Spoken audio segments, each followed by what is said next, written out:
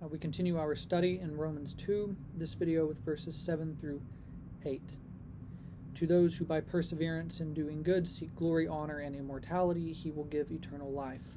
But to those who are self-serving and do not obey the truth, but obey unrighteousness, he will give wrath and indignation.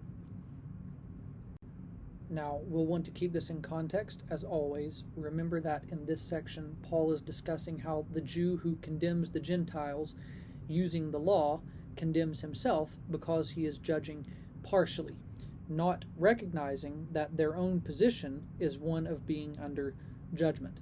And here in verses 7 and 8, Paul continues this thought that he started back in verse 5, showing that God will judge in a way that the judgmental Jew does not, and that would be impartially.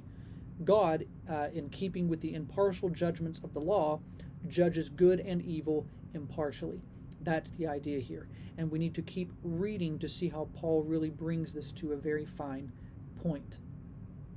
Now, we are getting to the point where we're going to start taking some of these videos as opposed to verse by verse, though we will certainly be covering every verse, to reading more comprehensively and thought for thought.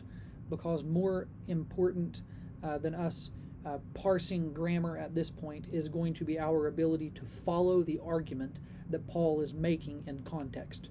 Remember, when it comes to words and grammar, meaning is determined by context. So it does absolutely no good to parse out these finer points of grammar or get swamped in the language if we're not tracking with Paul's thinking.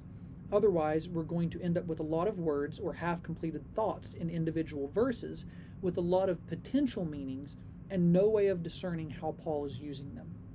So remember that context is king, and when you remove a verse from its broader thought and context, it's very easy to make that verse mean just about anything.